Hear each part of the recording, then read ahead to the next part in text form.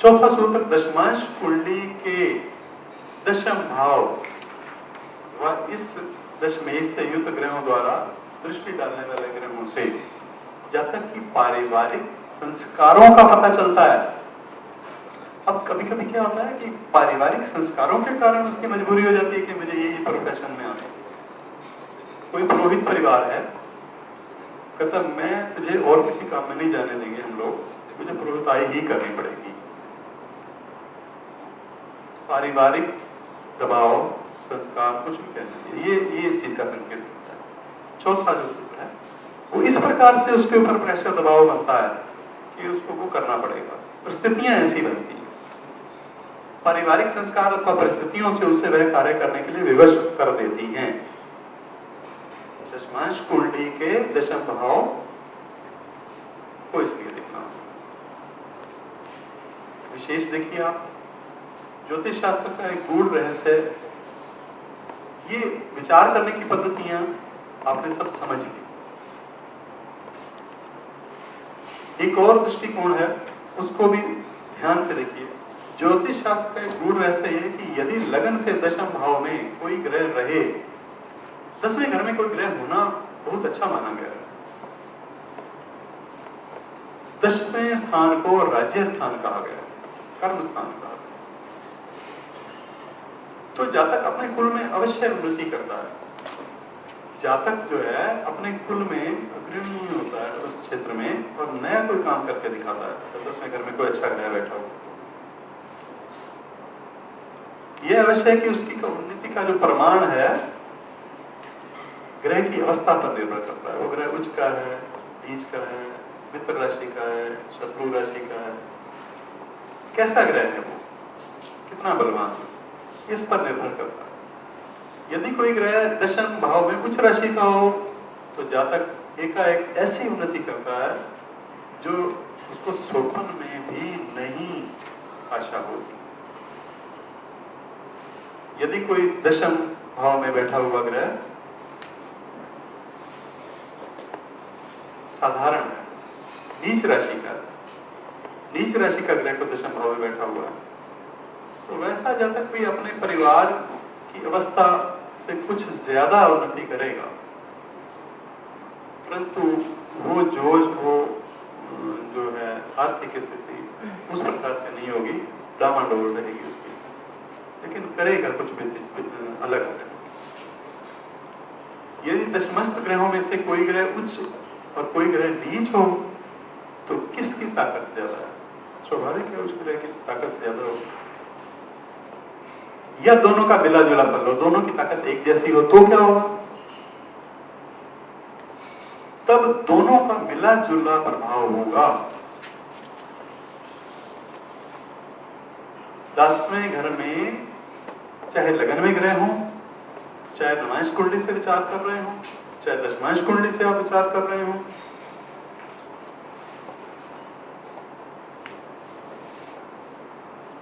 तो 10वें घर में जिनका संबंध है, जिन्होंने 10वें घर पर दृष्टि है, 10वें घर में बैठे हैं, अगर सूर्य 10वें घर में बैठा हुआ है तो उसको शासक से विशेष सहयोग मिलेगा, और अगर चंद्रमा है तो माता से विशेष सहयोग मिलेगा, मंगल अगर है तो भाई और बहनों से विशेष सहयोग मिलेगा, और अगर बुध है तो मित्रों से सहयोग मिलेगा, बृहस्पति है तो गुरुजनों या धार्मिक जनों से सहयोग मिलेगा, अर्थात संतान से उसको सहयोग मिलेगा,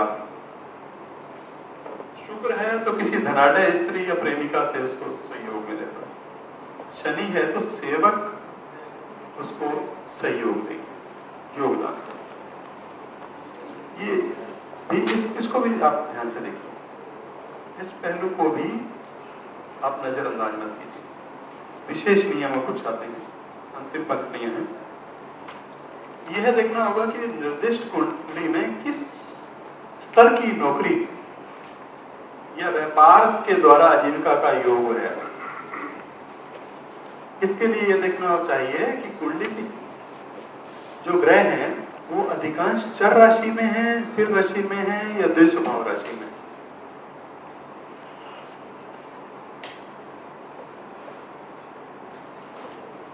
कुंडली में यदि चर राशि में अधिक ग्रहों की संख्या है, 9 ग्रहों में से आप सूर्य, चंद्र, मंगल, बुध, बृहस्पति, शुक्र और शनि को लीजिए, राहु केतु को ना लीजिए।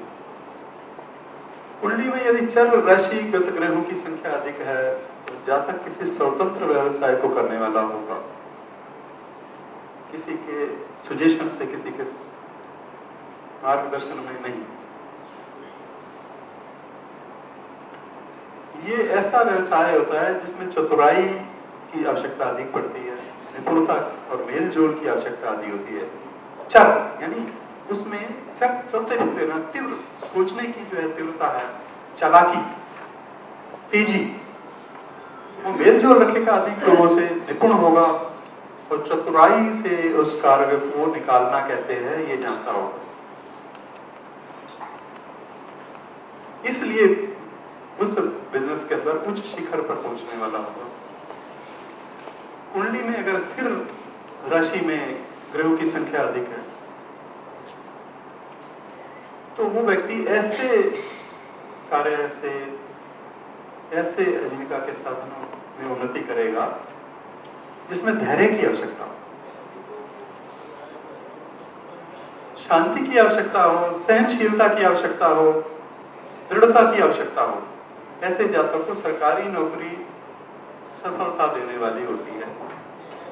यह प्राचीन संस्था में सफलीभूत भी होगा और प्राय डॉक्टरी इत्यादि धनोपार्जन इन स्मृति से भी कर सकता है। कुंडली में यदि द्विस्वभाव राशिगत ग्रहों की संख्या अधिक हो तो जातक अध्यापक, प्रोफेसर आदि हो सकता है, या सेवा देने वाला हो सकता है, नौकरी करने वाला हो सकता है, कमीशन एजेंट हो सकता है, आड़तिया हो सकता है, कभी कभी किसी कंपनी में कार्यरत भी हो सकता है, ठेका लेने वाला भी हो सकता है। इस प्रकार से द्विस्वभाव लगन, द्विस्वभाव लगन का नेचर क्या है? उसका जो प्रथम भाग है स्थिर का फल 15 अंश तक और अंतिम भाग 15 से 30 अंश चर का फल देता है। कुंडली में यदि चर, स्थिर और द्विस्वभाव दोनों में बराबर बराबर ग्रह हों तब क्या होगा? तब इन सबका मिला जुला प्रभाव होगा। एक से अधिक व्यवसाय, एक से अधिक कार्यों से उसको आजीविका के साधन होने की संभावना बनी। इसमें राहु केतु को पहले भी मैंने आपको कहा नहीं गिनना होगा। ये सभी विषय, इसमें किसी भी प्रकार का कोई डाउट आपको हो तो आप प्रश्न करके उसका समाधान ले सकते हैं। संक्षिप्त प्रश्न करें, एक ही प्रश्न करें और उसका आपको यहाँ से समाधान दिया जाएगा। किस प्रकार से तो आपको समझाया जाएगा। लेकिन इससे पहले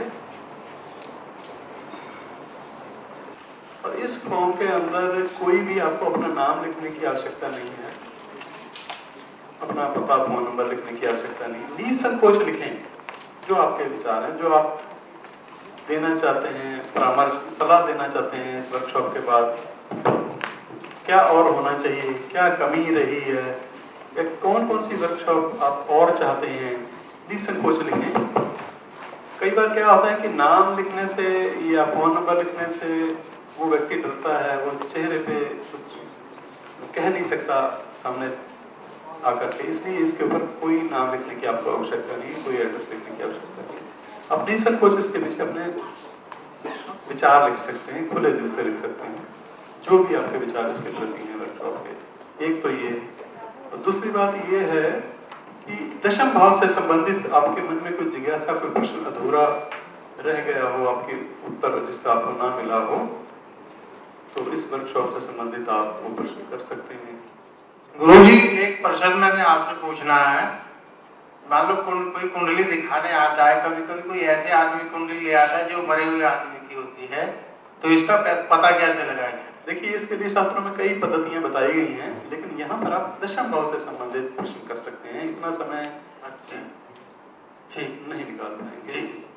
मैं चाहती हूँ कि आप छाया ग्रहों के बारे में भी अवश्य अपने जो श्रोतागण हैं इनको जानकारी दें। राहु और केतु का भी, क्योंकि मैं समझती हूँ बहुत बड़ा योगदान था, इसके बारे में भी आप चर्चा। देखिए राहु और केतु के बारे में मैं आपको बता देना चाहता हूं कि सबसे पहले इसमें दो मत हैं। कुछ लोगों का ये मत है कि राहु कुछ का होता है, राहु की राशि होती है। कुछ लोगों का मत है कि राहु की राशि नहीं होती, राहु किसी घर का स्वामी नहीं होता क्योंकि उसकी राशि नहीं होती और उसकी दृष्टि भी नहीं होती। पहली बात तो आपको ये स्पष्ट कर देना चाहता हूं कि राहु का संबंध 10वें घर से तभी हो सकता है जब वो 10वें घर में बैठा हो, केवल एकमात्र उसकी दृष्टि। इसी प्रकार से केतु की। तो ये जो संबंध है बाकी 3 प्रकार से नहीं बन सकता, केवल वहां पर स्थिति होने से बन सकता है या युति होने से बन सकता है। किसी ग्रह के साथ राहु बैठा हो, मान लो दशमेश के साथ बैठा हो तो बन सकता है। राहु के अंदर विशेषता ये है कि वो जिस घर में बैठ जाता है उस घर का प्रतिनिधित्व करने लग जाता है। वो एक ऐसा प्लेनेट है जो उस अधिकार को छीनने वाला कहा गया है। मान लीजिए पंचम हाउस में बैठा है तो पंचम हाउस के अधिकार हथिया लेगा। आप अगर दशम भाव में उसको बैठा हुआ पाते हैं तो दशम भाव का अधिकार हथिया लेगा।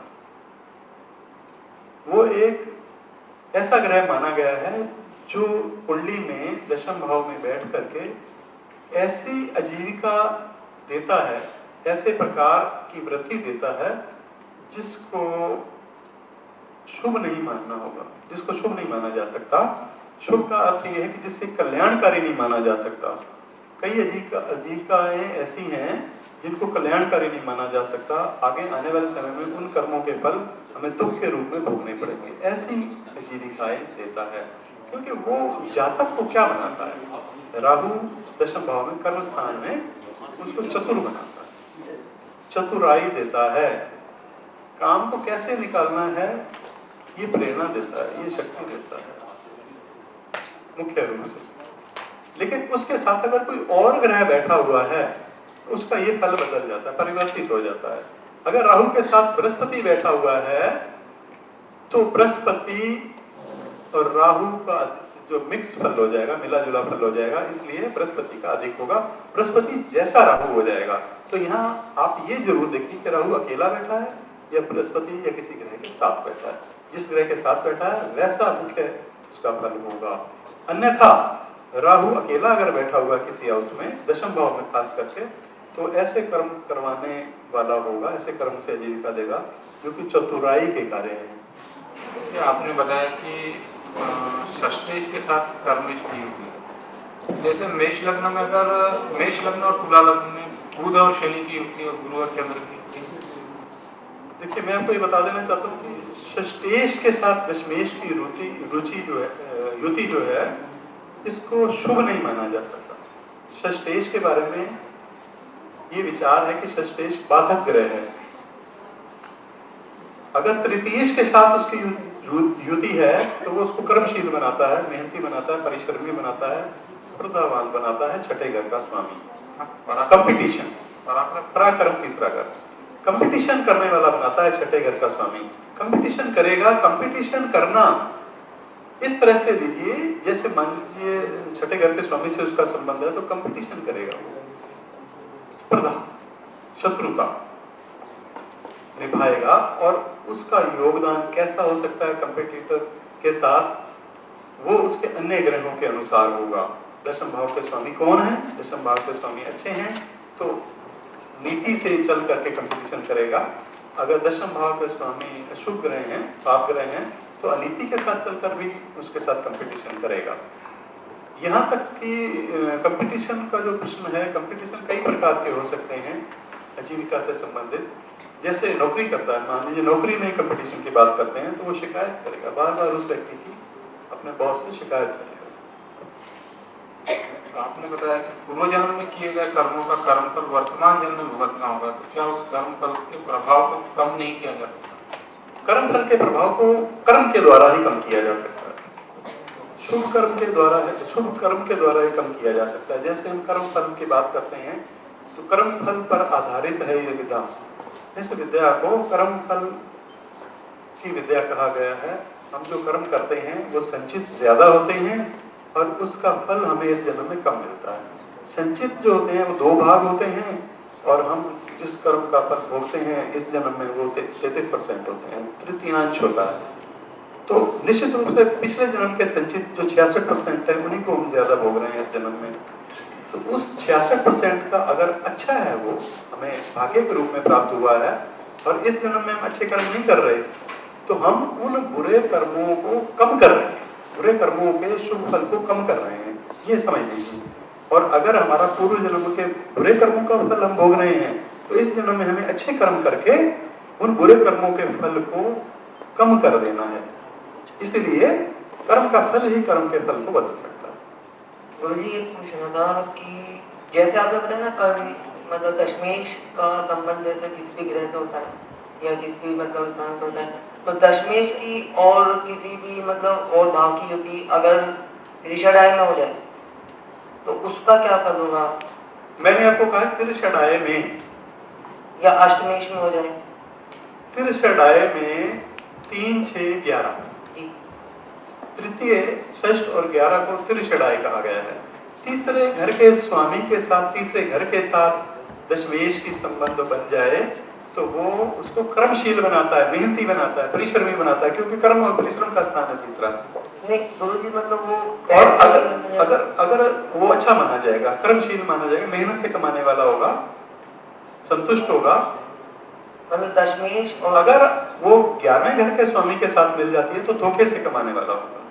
वो दशमेश की जगह अगर मतलब उसमें षष्ठेश में बैठ जाए मतलब युति संबंध बना के, छठे स्थान में बैठ जाए तो बाधक होगा, रुकावटें होंगी, उसके आजीविका के साधनों में रुकावटें होंगी, बाधाएं ज्यादा आएंगी इसी प्रकार, क्योंकि कंपटीशन भी करना पड़ेगा और शत्रु उसके बाधक भी होंगे, रोग भी बाधक होगा और उसका जो है वो कर्ज भी उसका बाधक बन सकता है, कर्ज का स्थान भी चला है।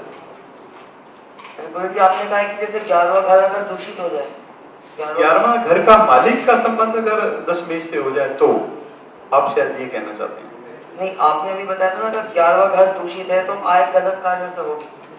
दूषित का अर्थ यह है कि 11वें घर के मालिक का संबंध दशम घर के मालिक के साथ हो तो, दशम घर के मालिक के साथ 11वें घर के मालिक का कहीं भी किसी प्रकार से संबंध हो, या 11वें घर के मालिक दशम घर में बैठा हो तो, या 10वें घर का मालिक 11वें घर में बैठा हो, या फिर कहीं और बैठे हो, दोनों संबंध बना रहे हो, युति संबंध, रिश्ते संबंध, किसी प्रकार का संबंध, तब ये संबंध होगा 11वें और 10वें के मालिक का, जो उसके कर्म को ऐसा मोड़ देगा कि वो अनीति के कार्य के द्वारा ज्यादा लालची और ज्यादा धन कमाने वाला, ठगने की प्रवृत्ति उसमें ज्यादा होगी। मैं अशुभ और शुभ ग्रहों का कुछ अंतर पड़ेगा? अगर शुभ ग्रह होगा तो शुभ तरीके से ठगेगा जैसे एक ज्योतिषी और अशुभ ग्रह होगा तो अशुभ तरीके से ठगेगा।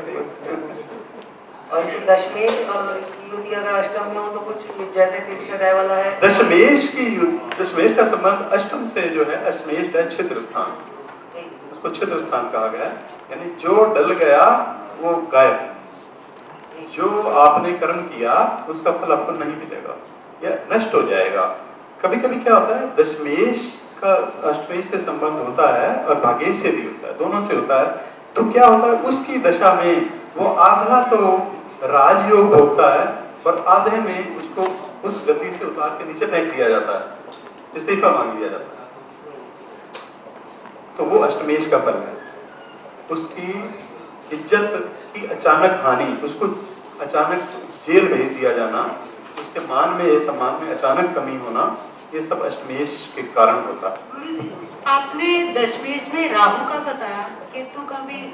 केतु का थोड़ा सा परिवर्तन ये है कि केतु हमें संघर्ष करवाता है, लेकिन ऐसा मोड़ देता है जिसके कारण परिस्थितियां तो हमें कठिन महसूस होती हैं, परंतु वो आखिरकार हमें प्रवृत्ति जो है हमारी धार्मिक बनाता है। केतु को इस कारण अशुभ भी माना गया है, अशुभ मान नहीं सकते हैं, वस्तुतः अशुभ नहीं है। केतु को धार्मिक ग्रह कहा गया है, धर्म की ओर मोड़ता है वो, और केतु कठिनाइयां इसलिए जरूर होती है, सत्य मार्ग पर चलने वाले को कठिनाइयां होती है। और अगर दशमेश की धन भाव से युति हो जाए, दशमेश की धन भाव से युति हो तो धन भाव परिवार का भाव भी है, कुटुंब का भाव भी है, उसका सहयोग करेगा। और उसमें 2 ग्रह और बैठे हों, 2, 3, 4 इकट्ठे बैठे। हाँ, तो उनका बल देखिए, किसका बल ज्यादा है, कौन अपनी राशि में, कौन शत्रु राशि में है तो वो कमजोर है, जो अपनी राशि में वो बलवान है, जो उच्च का है वो और भी बलवान है। तो कुंडली के अंदर जब 2 या 3 ग्रह योग बना रहे हो तो जो सबसे ज्यादा बलवान है उसका सबसे ज्यादा आपको रिजल्ट मिलता है। गुरुजी, चेंज ऑफ प्रोफेशन के बारे में अगर देखना हो तो उसको कैसे देखा जाए? कार्यरत अगर व्यक्ति चेंज ऑफ प्रोफेशन करना चाहता है वो सक्सेसफुल रहेगा कि नहीं? उसको देखना होगा जब उस ग्रह की दशा आ रही है। मान लीजिए 10th हाउस से संबंध 2 प्रकार से बन रहा है, 2 ग्रहों का बन रहा है, तो वो दशा जो पहले की है वो कब थी और दूसरे की दशा अब कब आ रही है। अगर दूसरे ग्रह की दशा आ रही है तो उस समय प्रोफेशन चेंज हो सकता है, अगर वो बलवान है तो। इसी तरह से हम ये देखेंगे कुंडली के अंदर कब फल मिलता है, ये बड़ी महत्वपूर्ण प्रश्न आपने पूछा है, विशेष प्रश्न है। तो इसमें मैं आपको ये कह देना चाहूंगा कि जो भी ग्रह हैं उसमें अधिकांश फल उस समय पर मिलेगा जब उनकी दशा होगी, महादशा होगी या अंतरदशा होगी। तो महादशा जैसे ही चेंज होगी दूसरे ग्रह की, जो 2 ग्रह संबंध बना रहे हैं 10th हाउस से, तो उस दूसरे ग्रह, जो दूसरा ग्रह है वो प्रोफेशन चेंज कराने की सूचना देता है।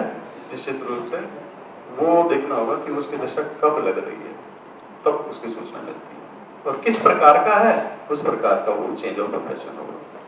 और दूसरा, कई लोग ये जानना चाहते हैं कि रिटायरमेंट के बाद उनको क्या करना चाहिए, तो किस रुचि उनकी किस दशा में होनी चाहिए, उसके बारे में थोड़ा देखना हो तो प्रभाव से देखना चाहिए। किसी भी समय देखिए, आप जीवन का कोई भी काल देखिए, उस समय पर आपकी शारीरिक शक्ति को देखते हुए, शारीरिक शक्ति क्या कहती है वो लगन को देख लीजिए, लगन क्या कहती है, लगन से देखना है, क्योंकि शारीरिक शक्ति महत्वपूर्ण है वहां पर उस समय पर, उस एज में।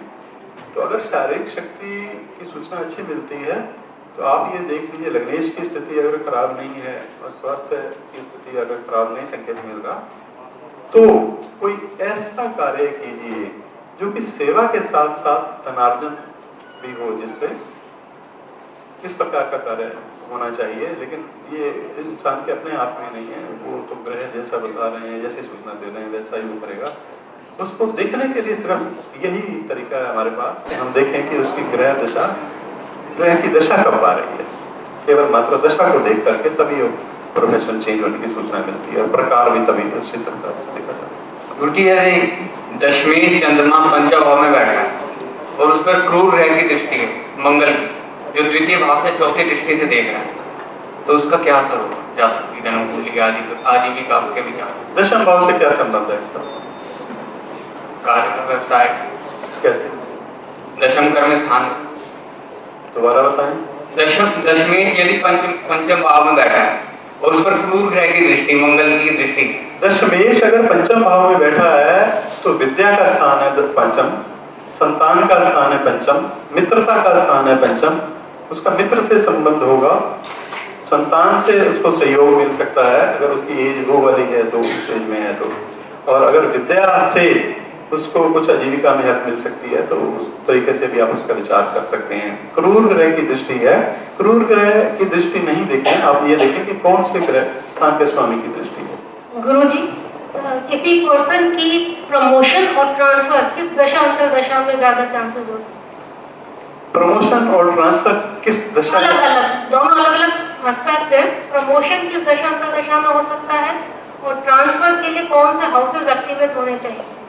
देखिए, प्रोफेशन जो है उसका चुनाव तो आप करें, जिस तरीके से आपको पद्धति बताई गई है उस तरीके से प्रोफेशन का चुनाव आप कर सकते हैं, लेकिन आपने कहा कि उसका प्रमोशन कब हो सकता है और उसका ट्रांसफर होने के भी इसको देखने के लिए आप ग्रह दशा को देखें, अंतरदशा को देखें, अच्छे ग्रहों की अंतरदशा, और या फिर शुक्र की अंतरदशा या बृहस्पति की अंतरदशा, जो कि उसके कारक हैं, उन्नति के कारक कहे गए हैं शुक्र और बृहस्पति, जिनका संबंध ना भी बन रहा हो 10वें घर से तो भी वो शुभ फल दे रहे होते हैं। गोचर को भी देख लीजिए, गोचर अगर अशुभ नहीं है और उन ग्रहों की दशा है जो कि नवमेश हैं, पंचमेश हैं, लग्नेश हैं या फिर बृहस्पति या शुक्र हैं, तो उसमें प्रमोशन के चांसेस हैं। गुरुजी, क्वेश्चन पूछना था कि अगर जैसे कि 10वें घर में छठे घर का स्वामी बैठता है तो मतलब खराब माना जाता है, लेकिन अगर 10वें घर में जो ग्रह बैठा है वो छठे घर का और 11वें घर का दोनों का लॉर्ड हो, जैसे धनु लगन की कुंडली में अगर छठे घर में शुक्र बैठ गया, नीच का शुक्र, वो दोनों तरीके से खराब होगा। वो दोनों तरीके से खराब होगा। उसके शत्रु भी उसको परेशान करेंगे, रोग भी परेशान कर सकता है, और उसका कर्ज भी उसको परेशान कर सकता है, संघर्ष भी उसको अधिक कंपटीशन करना पड़ेगा। और 11वां स्थान उसको ये संकेत देता है, 11वां स्थान का स्वामी भी है, तो वो अनीति और कुमार्ग से धनार्जन करने की प्रेरणा देता है उसको। तो अगर वो कोई फील्ड चूज करे, जैसे कि जो 10वें घर का स्वामी है वो अगर 11वें स्थान में बैठ गया और शुक्र के साथ हाउस एक्सचेंज हो रहा है कि मतलब शुक्र जो है वो बुध की राशि में, बुध जो है वो शुक्र की राशि में, सूर्य के साथ बुधादित्य योग बनाकर, तो उसे कौन सी फील्ड अपने लिए चूज करनी पड़ेगी कि ज्यादा बेटर हो? और तब अगर जैसे कि नीच के शुक्र की महादशा भी चल रही हो। देखिए आजीविका के लिए तो आप चारों प्रकार देखिए, जो आपको मैंने 4 सूत्र बताए, 4 प्रकार बताए हैं, उन्हीं चारों प्रकारों में से आप देखिए कौन सा ग्रह बलवान है। चारों प्रकार से अलग अलग ग्रह आएंगे और उन अलग अलग ग्रहों में से छांटिए उन चारों में से कौन ग्रह बलवान है। जैसे आपको पद्धति 4 बताई गई हैं, उन चारों पद्धतियों को पहले देख लीजिए, उनमें से देख लीजिए कौन सी पद्धति इसके ऊपर लागू करनी है। जो ग्रह बलवान होगा वो वाली पद्धति उसके ऊपर लागू कीजिए, या फिर ये देखिए उसकी मानसिक अवस्था क्या है, या उसकी आत्मा क्या चाहती है, या उसका परिवार का माहौल क्या है। इसको अच्छी तरह स्टडी करके उसका विचार कर लीजिए, निचोड़ निकाल लीजिए, तभी प्रोफेशन का चुनाव होगा। केवल एक पद्धति से आप लगन कुंडली से विचार करें तो ठीक नहीं होगा, वो ठीक नहीं होगा, क्योंकि उसको फिर चेंज करना पड़ सकता है आपको, या आपको उसमें अरुचि हो सकती है उसके प्रति। इसलिए चारों पद्धतियों को पहले लागू कीजिए कुंडली पर, और उसके बाद फिर देखिए कि चारों में से कौन सी पद्धति हमें अपनानी चाहिए इस जातक के लिए। गुरुजी, जैसे किसी का 11th लॉर्ड 10th में गया, 10th लॉर्ड 9th में गया, 9th लॉर्ड 8th में गया और 6th लॉर्ड भी 8th में गया, तो इस पत्री को कैसे डेफिनेट करेंगे? देखिए सारे लॉर्ड जैसे अपने से 12th में जा रहे हैं। छठा घर, 8वां घर और 12वां घर, ये त्रिक स्थान है। अगर इनके स्वामी इन्हीं स्थानों में बैठे हों, तो जैसे कि अब हमने प्रधानमंत्री जी की कुंडली आपको दिखाई, माननीय प्रधानमंत्री मनमोहन सिंह जी की, तो उसमें आपने देखा कि यही योग बन रहा है, विपरीत राजयोग जिसको कहा जाता है। तो एक दृष्टि से वो उसको शुभ फल भी देगा, परंतु वो एकादशेष है और दशमेश है, ये भी आपने कहा। तो इसके कारण एकादशेष और दशमेश अगर इन स्थानों में है तो उनके उस फल में कमी भी करेगा। कर्म उसका जो है वो कमजोर होता है, और भाग्य के कारण या अचानक उसको लाभ ज्यादा होते हैं, लेकिन आखिरकार उसको लाभ ज्यादा होंगे, उसके लिए अच्छा योग है। बिना कर्म किए उसको आजीविका मिल रही है, ये प्रयास बिना किए, ये कर्म कम किए। और सैटर्न अगर कर्क लगन है और सैटर्न 7th लॉर्ड होके 10th में नीच का हो जाए तो देखिए, अगर 10वें घर में बैठा हुआ और नीच भंग नहीं कर रहा, आप इसके लिए आपको देखना होगा कि नीच भंग ना, नीच भंग नहीं हो रहा है। अगर नीच भंग नहीं हो रहा तो वो उसके लिए ठीक नहीं है। शनि अगर 10वें घर में नीच भंग कर रहा है तो ठीक है, और शनि आप ये भी देखिए कि वक्री है या मार्गी है। अगर वक्री है तो नीच का फल ना देकर के अच्छा फल है। 2 चीजें आप देख लीजिए, नहीं तो शनि अच्छा नहीं है वहां। वास्तव में अगर मार्गी है और नीच का है तो अच्छा नहीं है। उसको इस प्रकार की वृत्ति से नौकरी करनी पड़ेगी, लेकिन उसकी जो है सम्मान अपमान बार बार होता रहेगा उस नौकरी में भी। पर इसमें भी 2 चीजें बहुत खास देखनी होगी कि वो वक्री है तो अच्छा हो जाएगा, विपरीत हो जाएगा। हाँ जी, गुरुजी मैंने शादी के बारे में पूछना था कि शादी के जो कैसे कैसे बनते हैं, अगर बनते भी हैं तो फिर उसके बाद बंदिश क्यों होती है? ये जो वर्कशॉप है ये 10th हाउस पर है, दशम भाव आजीविका विचार। आप उससे संबंधित मैंने प्रश्न किया, रिक्वेस्ट किया आप सब लोगों से, दशम भाव से संबंधित कोई प्रश्न हो तो उसको आप सामने रख सकते हैं, उसका समाधान ले सकते हैं। लेकिन विवाह के बारे में आप अगर सुझाव देते हैं तो आगे वर्कशॉप की जाएगी, संतान के विषय में भी की जाएगी। एक जो मंगलिक होते हैं उनके बारे में भी कैसे कैसे योग इसके करते हैं मंगल के, जैसे राहु शनि ये हो तो विषय नहीं है, लेकिन अब आपने माइक पकड़ लिया है तो मंगल जो है वो लग्न में हो, चतुर्थ में हो, सप्तम में हो या अष्टम में हो या द्वादश में हो तो उसको मंगली कहा गया है। लेकिन मंगल से ये मतलब नहीं है कि लगन कुंडली मंगल इन स्थानों में तो मंगली घोषित हो जाए, ऐसा नहीं है। आप उसको चंद्र कुंडली में भी देखिए और सूर्य कुंडली में भी देखिए। उसके बाद वहां देखिए उन स्थानों में दूसरे जो कन्या है या वर है जिसका दूसरा सामने वाला है उसकी कुंडली में किस स्थिति में है, मंगल नहीं है तो उसमें राहु हो उस जगह पर, सूर्य हो, शनि हो, तो भी वो मंगली का दोष उसका काट रहा होता है। कुछ लोग ये कहते हैं कि उसी की कुंडली में वो हो तो उसका दोष काट सकते हैं, ऐसा नहीं है। लड़की की कुंडली में मंगली दोष है तो लड़की की कुंडली में ही वो मंगली दोष को काटने वाले ग्रह होने चाहिए, तभी मंगली दोष कटता है। गुरु जी एक क्वेश्चन है, 6th लॉर्ड अगर 6th में ही बैठा है, 6th की दशा हो तो प्रोफेशन बहुत अच्छा होता है। 6th हाउस का लॉर्ड अगर 6th में बैठा हुआ है तो वो अच्छा माना जाता है।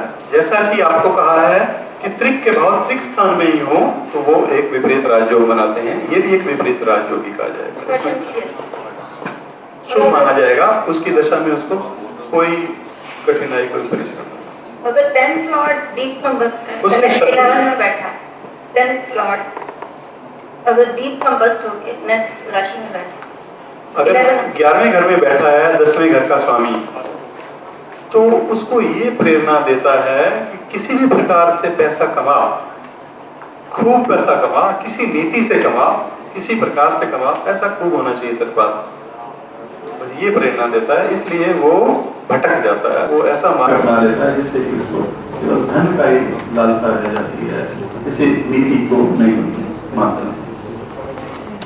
जब वो नवमेश अष्टम में ना बैठा हो, षष्ठ में ना बैठा हो, द्वादश में ना बैठा हो, केंद्र में हो तो न्यूट्रल है, त्रिकोण में बैठा हो तो बहुत अच्छा है। तो त्रिकोणेश शुभ ग्रह है, त्रिकोणेश का रत्न स्वीकार करना चाहिए सहायक के रूप में।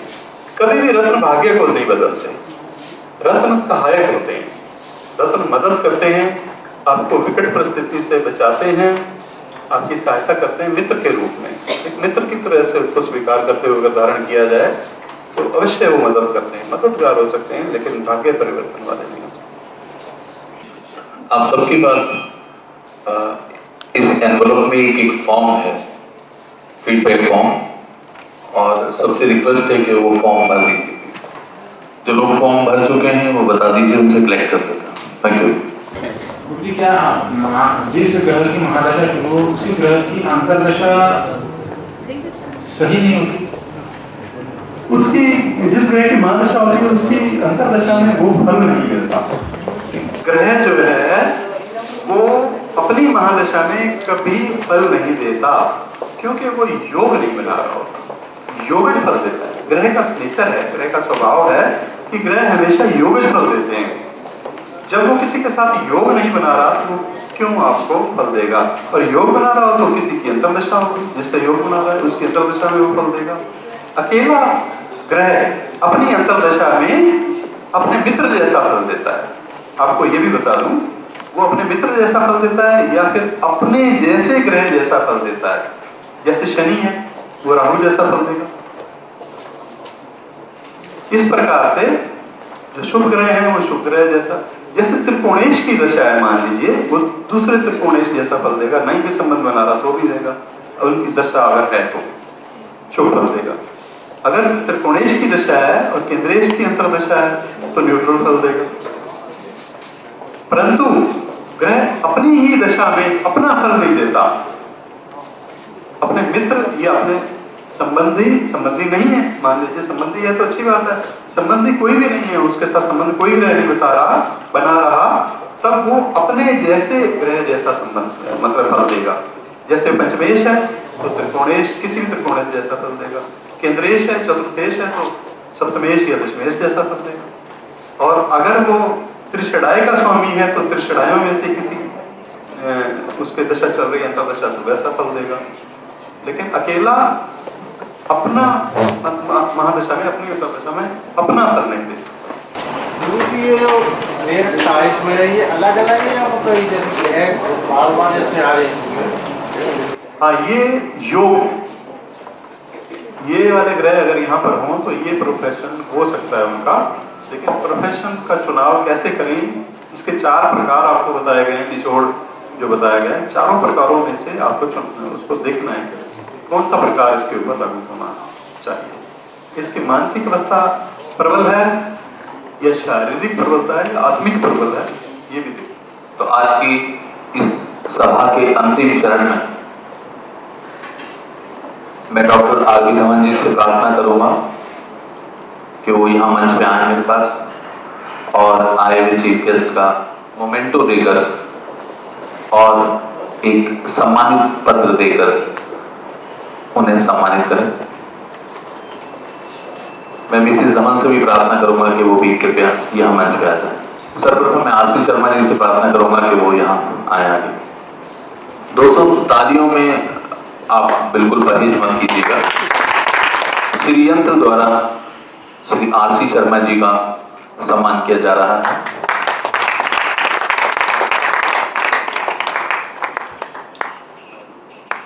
पवन सोनी जी, कृपया आप भी आए। इन्हें भी श्री यंत्र के द्वारा सम्मानित किया जा रहा है कि आने वाली दिवाली इनके लिए भरपूर धन वृद्धि लेकर आए। श्री के जैन जी,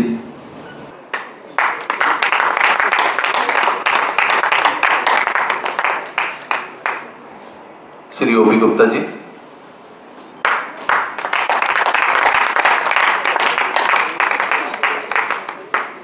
मैं बिना पत्नी के कुछ भी नहीं होता।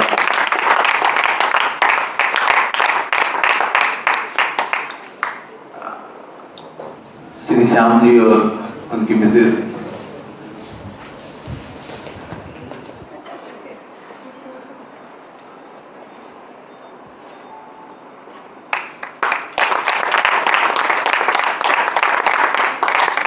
भारतीय प्रिया अरोड़ा जी। मैडम वास्तुशास्त्री हैं और आप देखिए जिसका वास्तु ठीक नहीं होता फिर उसका कुछ भी ठीक नहीं होता। सुखदेव सारंगी जी,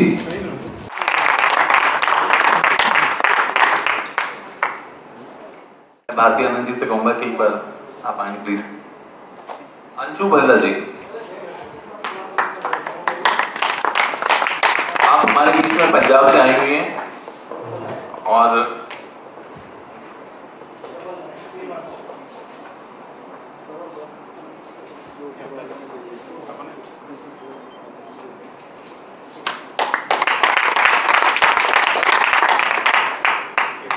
विमला शर्मा,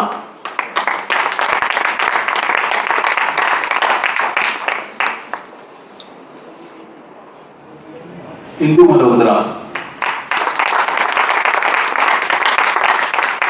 तरुण शर्मा।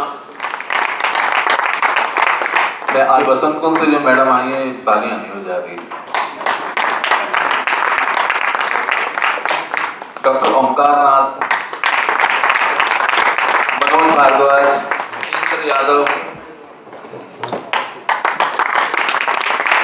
आप मेरठ से हमारे बीच में आए हैं। रीता जी, रीता झान जी,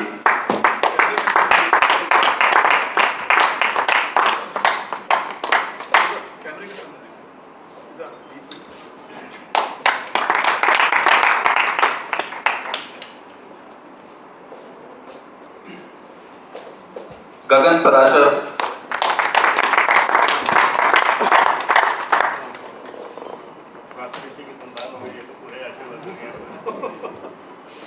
संजय जी,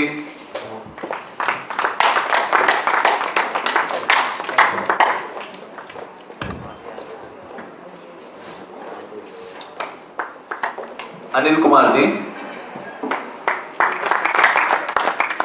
आप दिल्ली विद्युत, राजेश कुमार जी, राकेश तिवारी जी,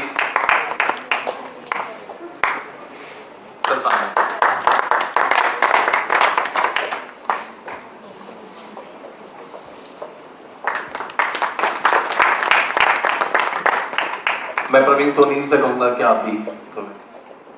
सौरभ चोपड़ा, अनुराधा गोचर,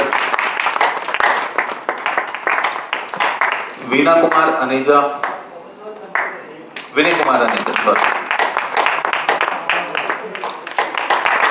चैलेंद्र कुमार,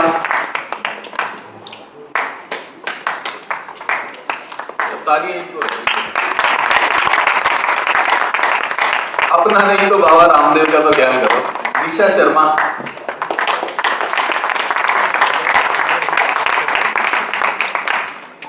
मैं डॉक्टर साहब से प्रार्थना करूंगा कि कुछ सम्मान पत्र आप भी।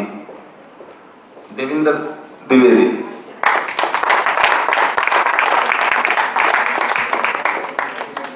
प्रेम शर्मा,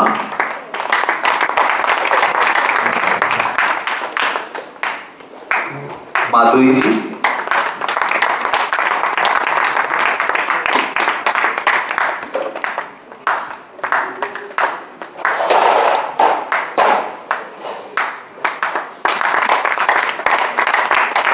नीलिमा जी, नीलम सलीम,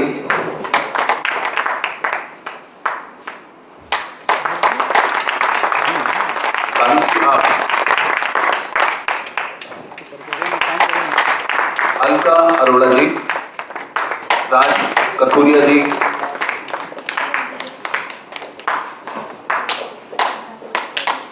मनीष कुमार जी,